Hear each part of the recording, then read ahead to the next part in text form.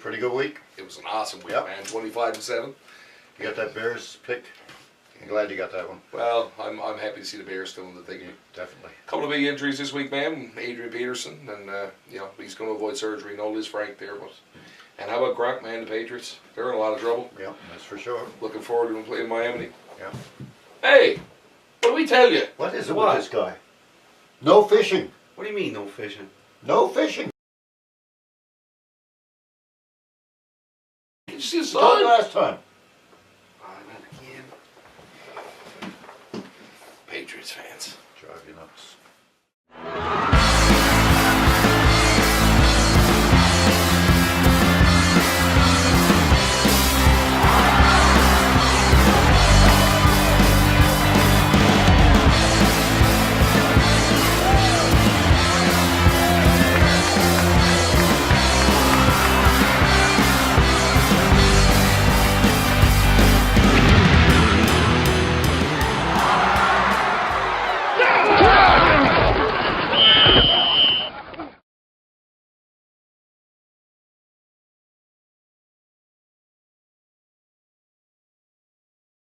Hi, and welcome to Week 15 of the I Formation. I'm Jeff Gibbons. And I'm John Moist. What a week, man. 25-7. We Good job. rock. Yeah. Yeah, it was good all around. And you know what? We pretty much nailed it to the wall, didn't we? You picked your player of the week, Bobby Rainey, this week. We were 2 plays into that game, and he had 80 yards and a touchdown, so he didn't do too bad, did he? Mm-hmm. And I picked Cam Wake. He didn't have a bad day in Miami in that upset. And 3 tackles, a sack, and a forced fumble. Yeah. Not a bad day's work at the office. A lot of contributors in that game. And you said that the Bengals were going to tear apart the Indianapolis Colts. 14 points, not a bad spread. Mm-hmm. Probably, They said they were going to light them up. They put enough points on the board. that was right up to the end. That was almost 2-1, right? I mean, that one touchdown lead. So, I mean, yeah, man, they did. Cincinnati is really coming. Absolutely. Coming into being a great team here now, and they're going to be a force to be reckoned with, especially if Miami can upset New England this week and Cincinnati wins. They could take over the 2 seed in the AFC, and Cincinnati hasn't lost at home yet this year. So it's a very interesting week coming up. And speaking of upsets, I also picked my team of the week to be the Chicago Bears. It's a good And pick. yeah, we did okay there. As a matter of fact, the only series that they had the ball and never scored was when they got the ball back with 6 seconds left after the Cowboys scored. Bears did not punt the football once. That's 2 times this year already against the Cowboys. Of course, the other one being the Denver Broncos. Not a bad week. A couple of key injuries this week too. Adrian Peterson going down with a midfoot sprain. News out of Minnesota as late as today being Tuesday, that he's probably not going to play Week 15 against Philadelphia. Which will leave Toby Gerhardt as the Makes it sound like they're disadvantaged with Gerhardt, solid running back. he is. He's going to avoid the knife though. No Liz Frank there, so they're going to rest him. So, and also Rob Gronkowski, not so lucky, season-ending MCL and LCL tear.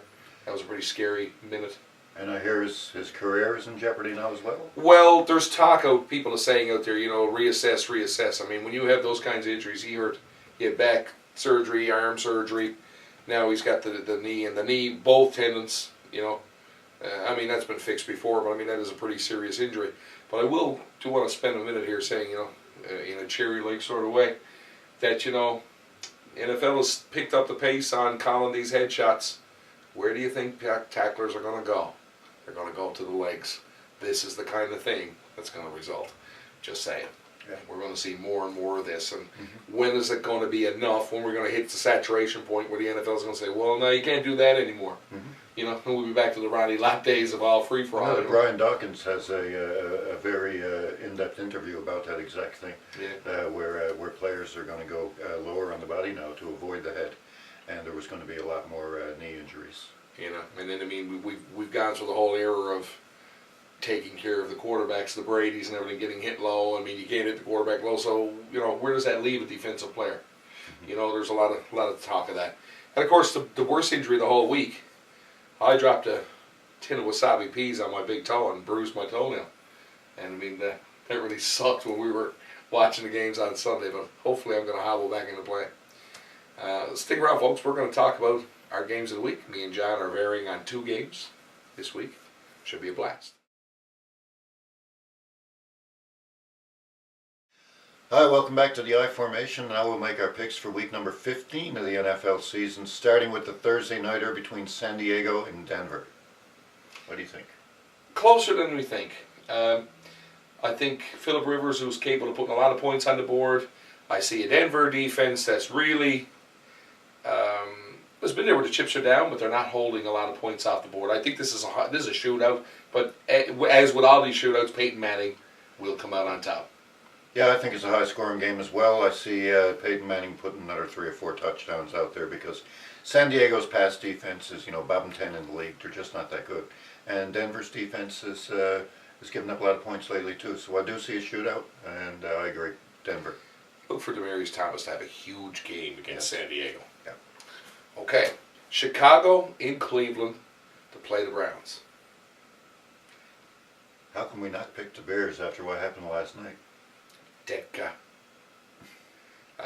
Mike Ditka's number being retired last night. Iron Mike, number 89. And Chicago's offensive line is looking great, I must say. I saw so many things in this game last night that impressed me. I mean, you know what? The defense, they haven't created a turnover in a month. How's that for a stat? But you know what? Solid, nonetheless. And I find that the little things, like in the A gap last night, Matt Forte, on a couple of occasions, made key blocks to allow McCown to get the ball out of the pocket and to a receiver. 2 or 3 last night in that A gap. It was just incredible to watch. And Brandon Marshall made an incredible block last night. He's become such a team player. I mean, you know what? In some Americans, he's the franchise receiver. You got Alshon Jeffrey now, who's just come out of nowhere. Wow, what a catch he made the other day. A machine. Has to be the catch of the year so far. That was amazing. That's where we are on it. And we've got it on the page too. Have a look at it. It's incredible. But, Marshall has almost taken a second seat to Jeffrey over the last few weeks. But he steps in there. McCown, broken play, needs 9 yards. 6 yards in, there's a guy coming across looking to flatten this guy out of bounds. And Marshall puts the shoulder down and knocks this guy flat. From a receiver, that is just incredible. Everybody is working on all cylinders with this Chicago team. And they are peaking at the right time. The word is, though, that once Cutler is healthy, he will be the starting quarterback once again, even though McCown has been playing great. But the key question is, when is he going to be healthy? And maybe he won't be healthy. So, when he is healthy, how short a leash is he going to have? The fact that McCown is playing great,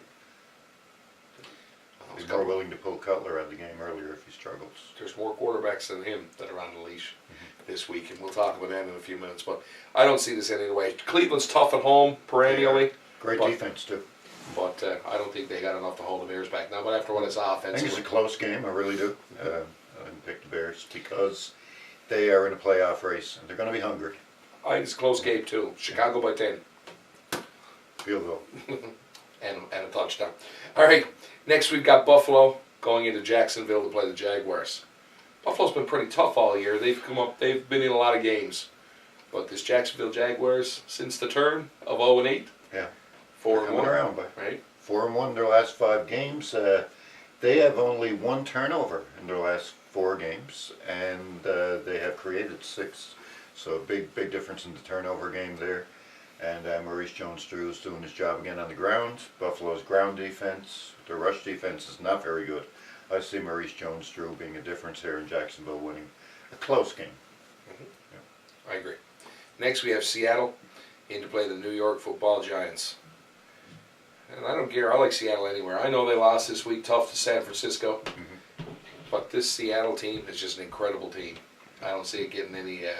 they're hungry. They want to wrap things up there. They want first seed in the NFC. Now the Giants are capable of pulling the upset here. I just don't think they will either. I'll have to agree with Jeff and go with Seattle because Eli Manning's not having a great year, and Seattle just has an elite defense, and they should be able to handle Manning. Well, that's right. With the year that Manning's had, that's right. The Jekyll and Hyde. He's had some incredible games, and he's looked terrible in others. Yeah. I see him terrible against this defense. People are they're going to get smoked, I think. San Francisco now is in Tampa Bay. We were not long heard about this one too. I mean, the Buccaneers are always tough at home. Absolutely, and another team that turned the corner at 0-8. Yeah. and went 4-1. Tampa Bay really doesn't have a shot at a playoff spot there now, and San Francisco certainly does, and they need this game, they really do. And with the win last week against the Seattle Seahawks, I mean, San Francisco is playing at the top of their game. It's going to be a close game. Tampa Bay has a great run defense, and they've been playing very good as of late. I really think that this is one score or less, you know, And I think touchdown or less. let's not underestimate this team. If they go in there with the right mental attitude and they try to establish the run, Gore's going to have to go after him. He's going to have to, you know, make that play action possible because they're going to need to spread the field to beat these guys. Absolutely. Next we got Philadelphia in Minnesota to play the Vikings. Probably without Adrian Peterson. And you know, like you said already, yeah, Toby Gerhardt is a good runner. However, I don't think that Minnesota defensively has an answer for LaShawn McCoy, and Wade Nick Foles is playing now as well. I really don't think defensively that Minnesota is going to be able to handle those two in particular. I told you he was going to throw a pick, didn't I? Yes. He did. He threw one last week. But you know what? All bets are off that team. The snowball. He saw the picture we had of Megatron. But you're right. I don't think they've got an answer either. I think Philadelphia wins this and they solidify their lead in that division. Next, we've got Washington in Atlanta to play the Falcons. Two teams that have really stumbled out of the gate this year and continue to stumble all through the season. There's even word, there's no guarantee. Actually, Snyder is on the record as saying that he will not hold back Shanahan from taking RG3 out of this game. And they're thinking about that because RG3, they're saying he's 100% anyway, but that they want to keep him 100% for next year. And that's fine. I'm not sure that he is. I'm not sure I believe that he is 100%, but Cousins is a reliable backup, and he can get the job done. In Atlanta, though, against Matt Ryan, Dome Stadium, it's going to be hard to beat. I like Atlanta in this one. Some of their defensive players have gotten a little healthier too. They've gotten a little stronger over the last week or two. They're still not, you know, they're not the powerhouse team that they went 13-3 last year. But yeah, I think they win this, but this is a nondescript kind of game. I don't think it'll be two teams that don't want to win. Yeah. That's the way it's going to look to me, I think. But Atlanta in a close one, to me. Next we've got the New England Patriots in Miami for the second match of the season against the Dolphins. And I don't know, I had a good chat with you about this week, and I smiled inwardly when I saw that you would pick the Dolphins as well this week. Rob Gronkowski, hurt, gone for the season. Puts a lot of pressure on Danny Amendola and that core of hello, my name is receivers that they call the New England Patriots now. I mean, Brady has worked. Brady's doing a good job of what he's got. Okay. And but the last two games they played Cleveland and they played Houston. They beat Cleveland by 1 point. They beat Houston, who is now on an 11-game losing streak. They beat Houston by a field goal. New England is not the team everybody thinks they are, as Jeff's been saying all year. And I think that Miami, with Cameron Wake, is going to be all over Brady all day. And I think it's going to be a close game because it's divisional. And but I really think that with Wake and Olivia Vernon, they should be able to get the win here at home. And you're right. The secret formula. I mean, you look at Miami. Just 3 or 4 or 5 weeks ago, played the Patriots. Were up 17-3 in Foxborough and blew that game. But I think 4 of the last 5 games, the Patriots have been in the hole at the half, and they've had to come back. Most particularly in the last 3 weeks, and they've all been close. You know, and Brady had a little help with that pat on the back pass interference, but we're not going there. That was kind of close. You know, you get that call in Foxborough. So, I got to say, Ryan Galloway, I'm really sorry, man, that I'm ragging your team, but let's just face it. You know, that was a rough call. But we need to understand the Dolphins have turned a corner here. Ryan Tannehill playing well. Wallace slowly getting out there. Getting Wallace, that long play. Hartline, and now Charles Clay has become. Clay had a huge week. 100 yards receiving, 2 touchdowns this week against. Who they beat this week? Oh my, can't remember. They played Pittsburgh in Pittsburgh. Right, had a huge week. I think Lamar Miller's going to have to be active. But defensively, they have to go after Brady. Like I said, the secret formula with Brady is the pressure. If you get pressure, if you let Tom Brady stand in the pocket, he's going to hurt you. It's going to happen. They're a little beat up on the offensive line, though, and I really think my biggest reason for picking Miami to win this game is because New England is beat up on the offensive line, and I think Miami can get through and rattle Tom Brady. Yeah, he makes poor decisions sometimes when he's hurried. And those are the games where he throws multiple interceptions. We'll see. That's the tack. I think this is a close game. Yeah. But unlike the last game, Miami's not going to take that big lead into the half. I think Miami comes from behind, as Tannehill has done in several games in the second half of the season. But I think it's close all the way. So. Field goal. And Miami's on the right side of it this one for once. They're playing well at home. Next, we've got Houston going into Indianapolis to play. To play the Colts. Usually, I'd be salivating at the, thinking about the interdivisional rivalry here. But let me tell you, as much as the Indianapolis Colts have been tepid for me all year and unpredictable at times, I don't think Houston's any match for them in the way they've played all year. No. Houston's on an 11-game losing streak. They're going into Indy strong home team, and Luck threw 4 touchdown passes in a losing cause there last week. But Luck is playing well, Indy's playing well, Houston is not. Two teams going in different directions. Indy is playing for placement. They're trying to get a higher placement there for the playoffs. They've already clinched the division, so they got something to play for, and I think they're gonna handle Houston. Having said that, we're going out on a limb and saying Indianapolis wins this. Would not be surprised to turn on the TV in the first quarter and see Houston up 14-0 before Andrew Luck turns this around, because that's the kind of team they've been all year. But Indianapolis. Next, we got the New York Jets in Carolina to play the Panthers. And I don't see this one as close. Carolina last week lost to New Orleans. Their defense is going to come into this one angry. They're at home. They're playing a Jets team that put up a lot of points last week against Oakland, and looked pretty good in doing so, but the Oakland defense is not the Carolina Panthers defense, and I think the Panthers are going to destroy the Jets. I think they're going to take them apart. And that's my call for this week. That's my big call. Carolina to destroy New York. I agree. And I think a big part of that is going to be Cam Newton. Not only throwing the ball in the air, but I'm going to call Cam Newton to run 3 touchdowns in himself in this game. 3 touchdowns. That's a gutsy call. I only make good ones. You heard it here. Yeah, not even close. Kansas City next in Oakland to play the Raiders. Always a good game. Divisional rivalry. It's just that Kansas City has a much better team this year. And they're winning a lot of games close. You look at the line on these games, 2.5, 3, 4 points. You're right. They're close. And Oakland at home can always be a beast. They can always put points on the board. Oakland has a good defense, especially when they're playing at home. Actually, they have a good defense pretty much only when they're playing at home this year. So, That's right. But they're having trouble. They don't know which direction to go in with quarterback. Their running backs are beat up a bit. Offensively, they're going to be a little bit challenged here, and I think KC A is wounded gazelle on the Serengeti for this KC is KC. a better team. Yeah, absolutely. Yeah, and they keep this close for the closing toss, I think. And after that, it just goes downhill from there. It'll be tied at the beginning. Next, we've got New Orleans and St. Louis play Rams. Once again, I mean, you've got Kellen Clemens for the Rams. Rams at home, and their defense always plays well at home, especially Quinn. And they'll keep it close for a while. But you got Drew Brees going against Kellen Clemens, and I just don't think Kellen Clemens can keep up with Brees. I really don't.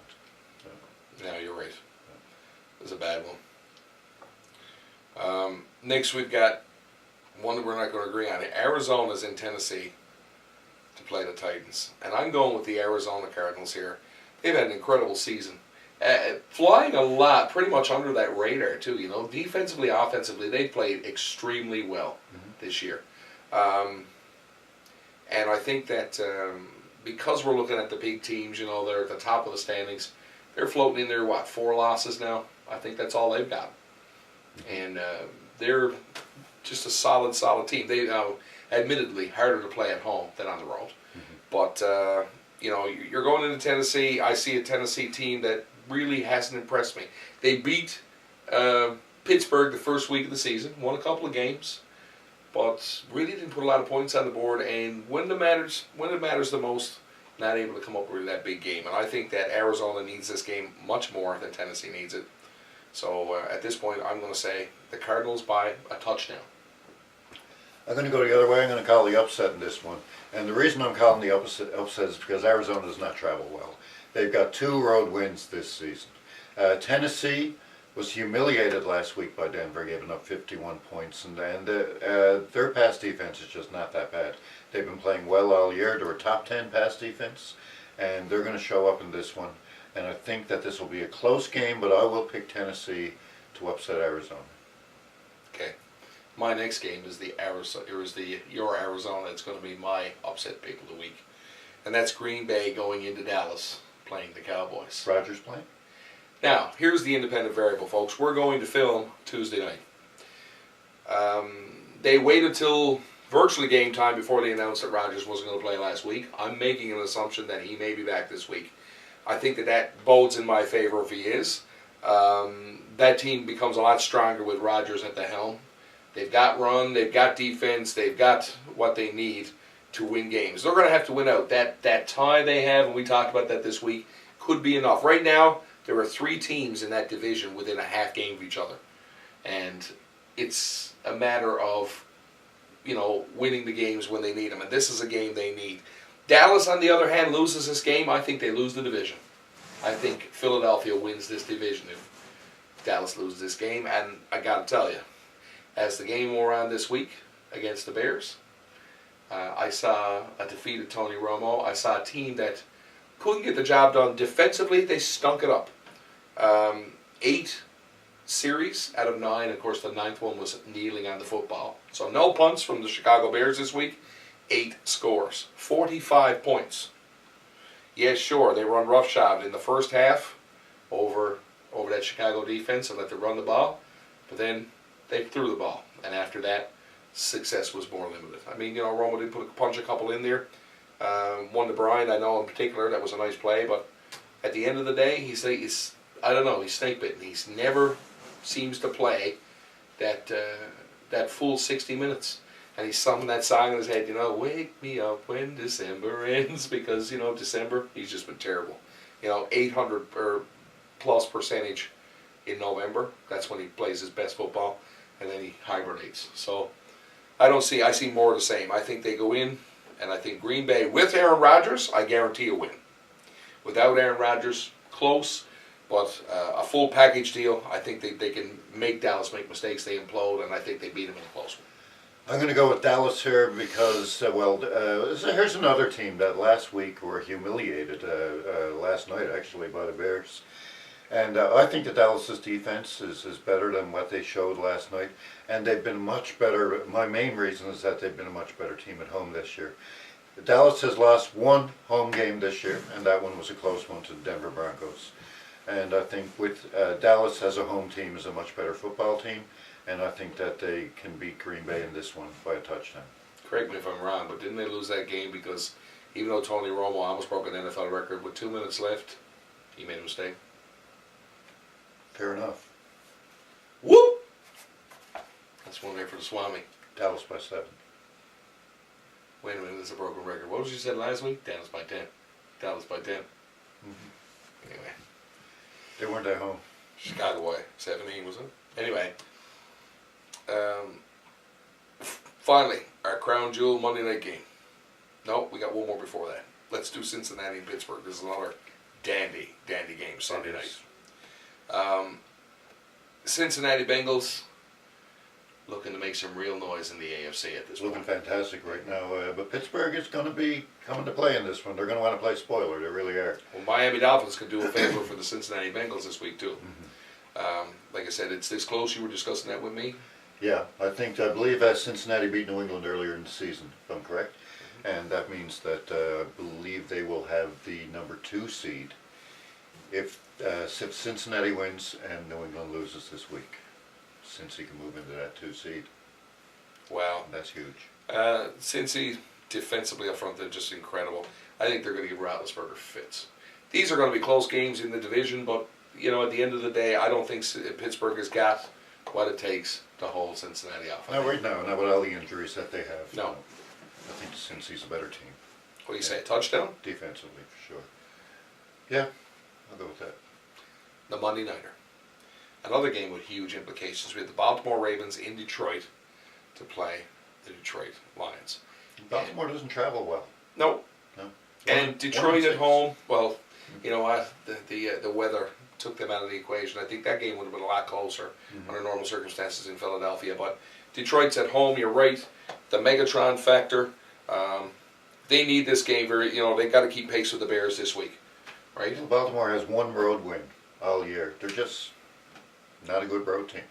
So And we'll, Detroit is coming off a game last week, the Snow Bowl against Philadelphia, and took the loss. And they're going to be hungry this week to get back into that race and to challenge Chicago for the division. Yeah, I look to Baltimore to keep this very close though. Joe Flacco. I'm going to say a field goal, and I think this one's kicked at the horn. I like it. All right, that's our picks for the week, folks. Stick around. We're going to tell you our player of the week and our team of the week.